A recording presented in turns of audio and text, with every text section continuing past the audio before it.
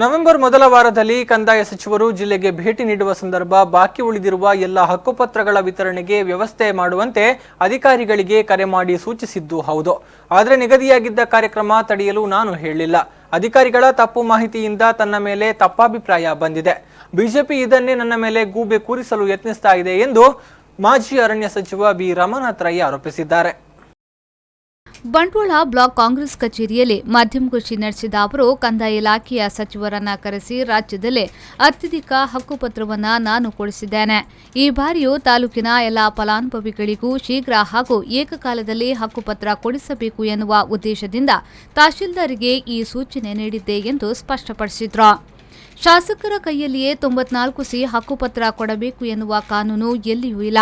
ಈಗ ಭಾಷಣ ಮಾಡುವ ಬಿಜೆಪಿ ನಾಯಕರಿಗೆ 94ಸಿ ಕಾನೂನು ಜಾರಿ ಮಾಡಲು ಸಾಧ್ಯವಾಗಿಲ್ಲ. ಬಡವರಿಗೆ 5 ಸೆಂಟ್ಸ್ ಜಾಗ ಕೊಟ್ಟ ಚರಿತ್ರೆ ಅವರಲ್ಲಿಲ್ಲ. ಕಳೆದ ಬಾರಿ ಕಾಂಗ್ರೆಸ್ ಸರ್ಕಾರ ಅಧಿಕಾರದಲ್ಲಿದ್ದಾಗ ಅತಿ ಹೆಚ್ಚು 94ಸಿ ಹಕ್ಕುಪತ್ರ ಮಾತ್ರವಲ್ಲದೆ ಗೋಮಾಳ, ಕುಮ್ಕಿ ಜಮೀನಿನಲ್ಲಿಯೂ ಮನೆ ಕಟ್ಟಿಕೊಂಡವರಿಗೆ ಹಕ್ಕುಪತ್ರ ನೀಡಲಾಗಿದೆ. ಸಾಮಾಜಿಕ ನ್ಯಾಯ ವಂಚಿತರಾದವರಿಗೂ ಜಮೀನು ಕೊಡುವ ಕೆಲಸವನ್ನ ಮಾಡಲಾಗಿದೆ ಎಂದು ತಿಳಿಸಿದ್ರು. ಕಂದಾಯ ಇಲಾಖೆ ಮಂತ್ರಿಗಳು ಬರೋದಾದ್ರೆ ಪ್ರತ್ಯೇಕವಾಗಿ ಭೇಟಿ ಮಟ್ಟಿಗೆ ಅದಕ್ಕೆ ರೆಡಿ ಮಾಡ್ತಕ್ಕಂಥದ್ದು ಮಾಡ್ತಾರೆ. ಸುಮ್ಮನೆ ನನ್ನ ಮೇಲೆ ಮುಗಿಲೆ ಕೂರಿಸ್ತಕ್ಕಂಥ ಪ್ರಯತ್ನ ಆಗಿದೆ. ಕರ್ನಾಟಕ ರಾಜ್ಯದಲ್ಲಿ ಕಂದಾಯ ಸಚಿವರನ್ನ ಬಂಟ್ವಾಳಕ್ಕೆ ತರಿಸಿ 94ಸಿ ಹಕ್ಕುಪತ್ರ ಕೊಟ್ಟವರು ರಮಾನಾಥ್ ರೈ ಮಾತ್ರವಲ್ಲ, ಅತ್ಯಂತ ಹೆಚ್ಚು ಅರ್ಜಿಗಳನ್ನ ಹಾಕಿಸಿ 20,000ಕ್ಕಿಂತಲೂ ಮಿಕ್ಕಿ 94ಸಿ ಹಕ್ಕುಪತ್ರ ಕೊಡ್ತಾರೆ.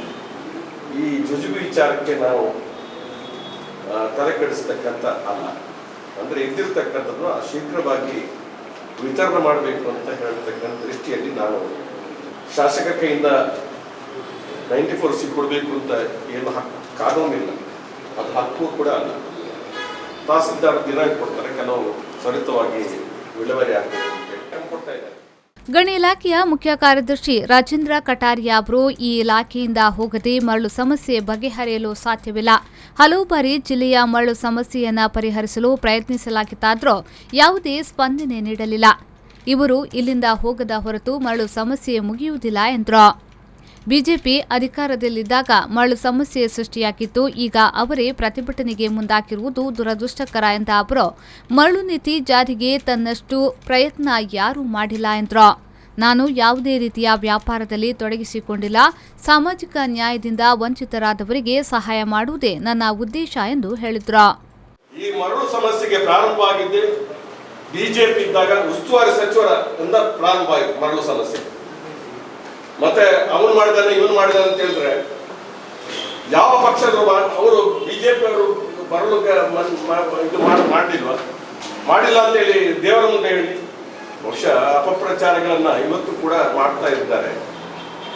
ಯಾರೋ ಒಂದು ಮಾತು ಹೇಳಿರುತ್ತೆ, ರಿಸರ್ಚ್ಗಳಾಗಿ ನೋಟಿಸ್ ಹಾಕಿದ್ರು, ಅದೇ ನೋಟಿಸ್ ರಮನಾಥರಿಗೆ ಹಾಕಿದ್ರು, ಅದೇ ನೋಟಿಸ್, ಅದೇ ಇಶ್ಯೂ, ಅದೇ ವಿಷಯ, ಭಾರತ ವಿಚಾರ ಯಾರು ಹಾಕಿರ್ಬೋದು, ನಮ್ಗೆ ಅದು ಸಂಬಂಧ ಇಲ್ಲ. ಅದೇ ನೋಟಿಸ್ ಅನ್ನು ರಮನಾಥರಿಗೆ ಮಾಡುವಾಗ ಅದು ಪಿಸಾಚಿಗಳಲ್ಲ ಅವರು ಬಿಜೆಪಿಯವರು. ಶರತ್ ಮಡಿವಾಲ್ ಮನೆಗೆ ಹೋದಾಗ ಫೋಟೋ ತೆಗೆಸಿ ನೋಡುದು ಅದಕ್ಕೆ ಕಾರಣ ಅಂತ ಹೇಳಿದ್ರೆ ಯಾವ ಭಾಷೆಗೆ ಹೋಗಿದ್ದ ಅಂತ ಹೇಳಿದ್ರೆ ಬಹಿರಂಗವಾದಿ ಬೀಚ್ ರೋಡ್ನ ನಡುವಾದಲ್ಲಿ ಪಾಸ್ ಸಿಗೋದಿಲ್ಲ. ನಮ್ಮನ್ನು ಅಪಪ್ರಚಾರ ಮಾಡುವುದು ಅವರ ಉದ್ಯೋಗ. ಈ ಸಂದರ್ಭ ಸುದ್ದಿಗೋಷ್ಠಿಯಲ್ಲಿ ಪಕ್ಷದ ಪ್ರಮುಖರಾದ ಬೇಬಿ ಕುಂದರ್, ಬಿಎಚ್ ಖಾದರ್, ಪದ್ಮಶೇಖರ್ ಜೈನ್, ಅಪ್ಪಾಸಾಲಿ, ಸಂಜೀವ ಪೂಜಾರಿ, ಬಿಕೆ ಯತಿನಪ್ಪ, ಸುದೀಪ್ ಶೆಟ್ಟಿ, ಮಾಯಲಪ್ಪ ಸಾಲ್ಯಾನ್ ಮೊದಲಾದವರು ಹಾಜರಿದ್ದರು.